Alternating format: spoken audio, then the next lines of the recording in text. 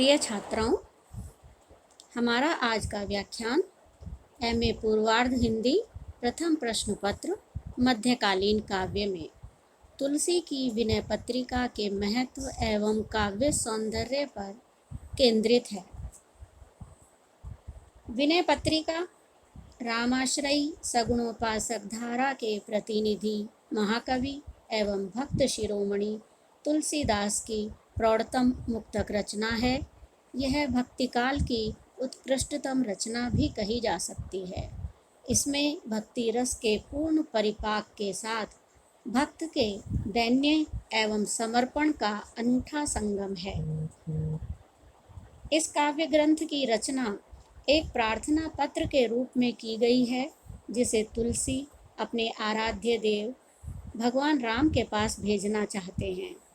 इसमें कलयुग द्वारा भक्त को पहुंचाए जाने वाले कष्टों की शिकायत श्री राम से की गई है, इस अनुरोध के साथ कि उसे इन कष्टों से मुक्ति दिलाकर गोलोक में सीट आरक्षित कर दी जाए और साथ ही कलयुग को उसके पापों और अपराधों के लिए दंडित भी किया जाए। लोक व्यवहार से अपने को विमुख करके आत्म कल्याण और संपूर्ण मानव चेतना को जागरण का संदेश भी विनय पत्रिका में निहित है। इस प्रार्थना पत्र को तुलसी जगत जननी श्री राम की अनन्य प्रिया सीता के माध्यम से भेजना चाहते हैं। तुलसी सीता माता से प्रार्थना और विनती करते हैं कि भगवान राम को अनुकूल मूड में देखकर, हे माँ, मेरी यह अर्जी मैं सिफारिश उनके सम्मुख आप पेश कर दें। इस भक्त पर विशेष कृपा होगी। स्वयं को दीन एवं करुण मानते हुए तुलसी कहते हैं, कबहुक अम्ब अवसर पाई, मेरी ओ सुधी ध्याई बो, कछु करुण कथा चलाई। आलोचकों का मत है कि इस आत्मनिवेदन परक गीति साहित्य में विनय पत्रिका के मुकाबले का अर्थात समकक्ष कोई अन्य रचना हिंदी साहित्य में है ही नहीं। वास्तव में इस ग्रंथ की गणना विश्व के सर्वश्रेष्ठ आत्मनिवेदन परक गीति साहित्य में होनी ही चाहिए। इसके पदों में मन को जगत के झंझटों से विमुख कर प्रभु चरणों में समर्पण का उद्बोधन और आह्वान है। आत्मनिवेदन के साथ अपनी दीनता और प्रभु की महत्ता, उदारता तथा पतित पावनता का बड़ा ही हृदयग्राही वर्णन इसमें किया गया है। भक्ति से अंतःकरण की जितनी भी शुभ वृत्तियां निःसृत हो सकती हैं, उन सभी को यहाँ देखा जा सकता है। इन सब कारणों से भक्ति गीतों का यह संकलन भक्तजनों के गले का हार बन गया है। अब हम विनय पत्रिका में तुलसी की अनन्य भक्ति पर विचार करेंगे। तुलसी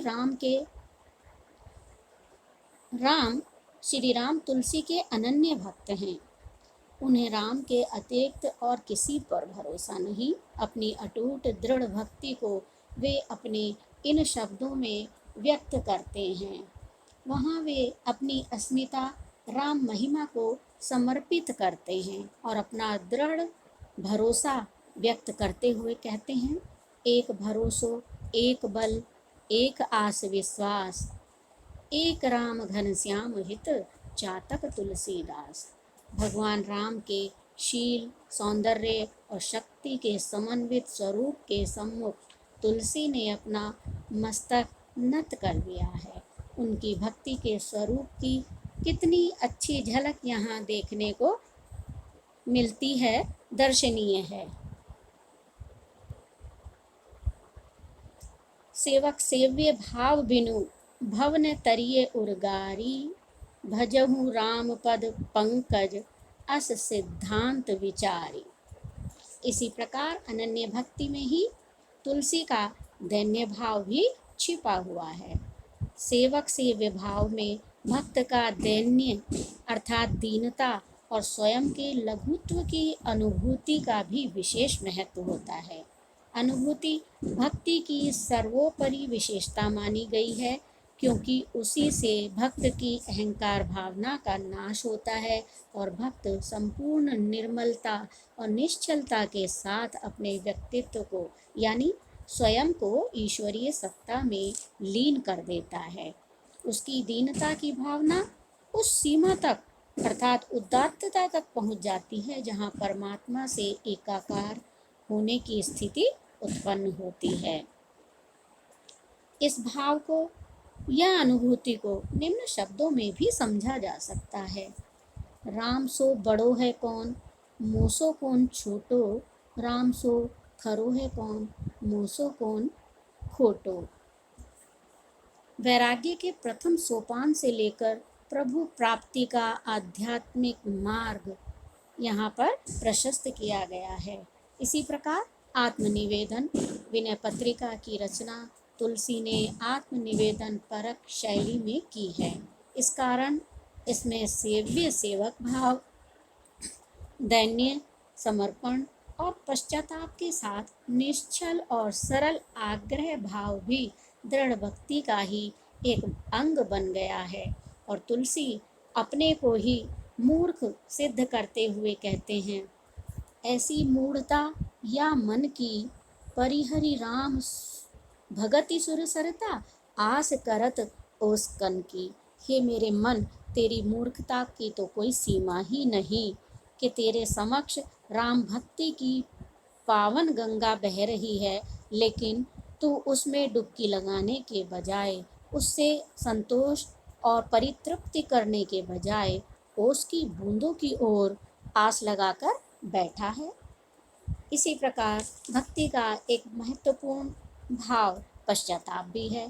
अपने आराध्य कृपालु श्री राम की शरण में पूर्ण रूपेण आने से पूर्व का जो जीवन है, उसकी निस्सारता के प्रति भी तुलसी अपनी ग्लानि और धिक्कार भाव रखते हैं। अपने प्रति ग्लानि और धिक्कार भाव रखते हैं और पश्चाताप करते हैं। इसके सहारे वे स्वयं के मन में अभी तक संचित निर्मूल संस्कारों के मैल को धो डालने के लिए उत्सुक हैं।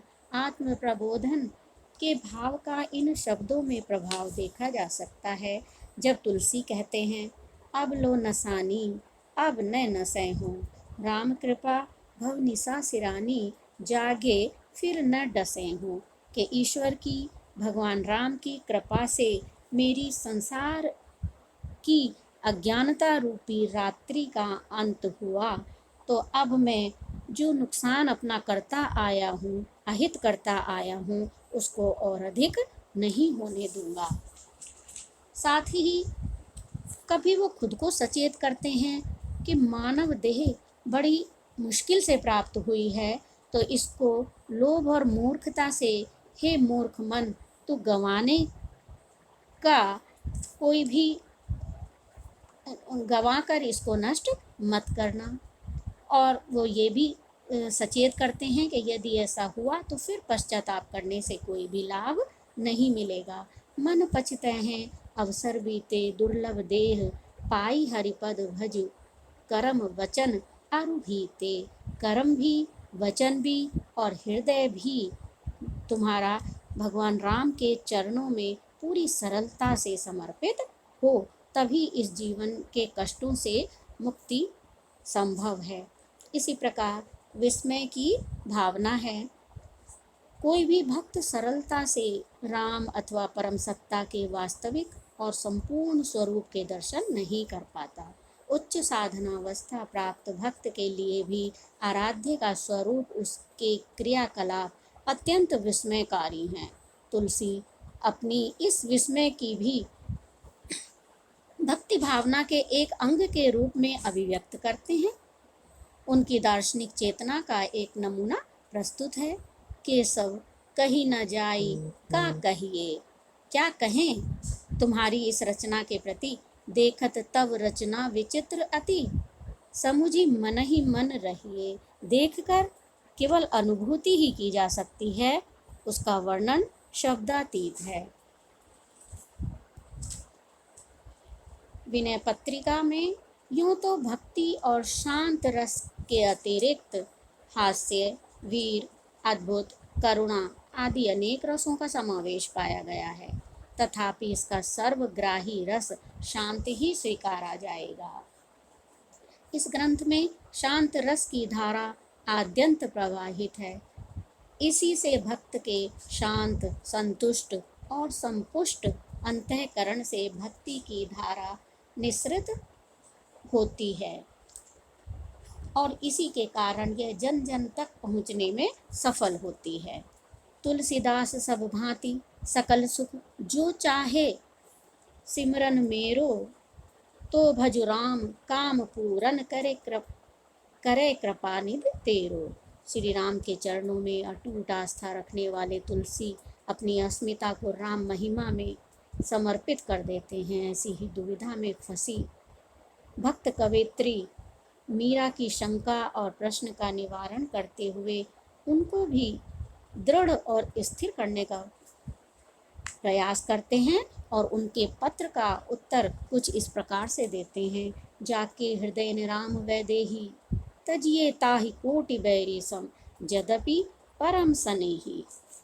अर्थात जिन लोगों के हृदय में राम के प्रति या माँ सीता के प्रति आदर भाव और स्नेह नहीं है, उनको हमें अपने जीवन का परम बैरी समझकर तुरंत प्रभाव से उनका त्याग कर देना चाहिए, भले ही वो हमारे स्वजन क्यों न हो। विनय पत्रिका गीति काव्य का अनूठा संकलन है। इसका प्रत्येक पद गेय है और किसी न किसी राग अथवा रागनी पर आधारित है। मध्यकाल में संगीत अपनी ऊंचाइयों पर था। तानसेन, बैजू बावरा, मानसिंह आदि संगीतज्ञ और मर्मज्ञ की प्रसिद्धि सर्वव्याप्त थी। तुलसी के विनय पत्रिका के गीतों में सुर और मीरा की सी का सा लालित्य है और माधुर्य है। छंद शास्त्र के साथ साथ संगीत के प्रति उनका रुझान भी उनके गीतों में झलकता है। शब्द विधान लय ताल के साथ उनमें भाव और माधुर्य है, तो साथ में गेयता भी है। राम के नाम स्मरण की महिमा भवसागर से निस्तरण का एकमात्र आधार बताया है। वैराग्य के प्रथम सोपान से लेकर प्रभु कृपा प्राप्ति और तल्लीनता का मार्ग विनय पत्रिका में आद्यंत प्रकाशित है। इसी प्रकार यह ग्रंथ भक्तजनों का कंठहार कहा जाता है। डॉक्टर उदय भानु सिंह ने विनय पत्रिका को उत्तम प्रगीत काव्य का उत्कृष्ट नमूना कहा है।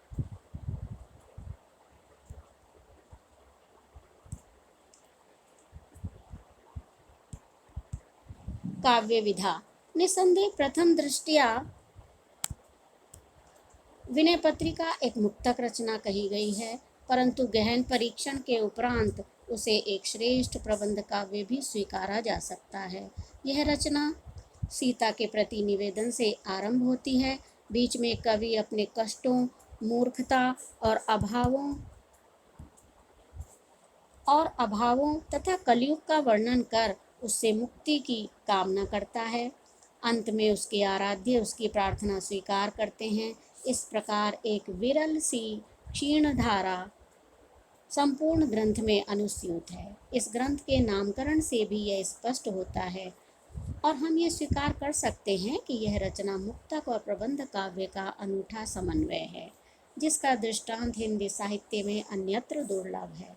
इस ग्रंथ में हम भाषा, भाव, रस, अलंकार तथा उद्देश्य सभी दृष्टियों से तुलसी की अनोखी सूझबूझ और चमत्कारपूर्ण प्रतिभा के दर्शन पाते हैं। उक्ति वैचित्र्य तथा अर्थ गौरव का मणिकांचन प्रयोग यहाँ देखने को मिलता है। संस्कृत निष्ठ ब्रज भाषा स्वयं में तद्भव और तत्सम शब्दों को सहजता से वहन करती है। अरबी फारसी के प्रयोग से जनसाधारण की पकड़ भी उस पर है। इन सभी कारणों से हिंदी साहित्य और भक्ति साहित्य संगीत में भी विनय पत्रिका का गौरवपूर्ण स्थान है। एक और काव्य प्रेमी विनय पत्रिका के भाव रूपी समुद्र में गोते लगाकर स्वयं को धन्य करते हैं, तो भक्ति की मंदाकिनी में पवित्र डुबकी लगाकर जन्म सफल करते हैं। भाव और भक्ति का अद्भुत संगम इस ग्रंथ में हुआ है। इति।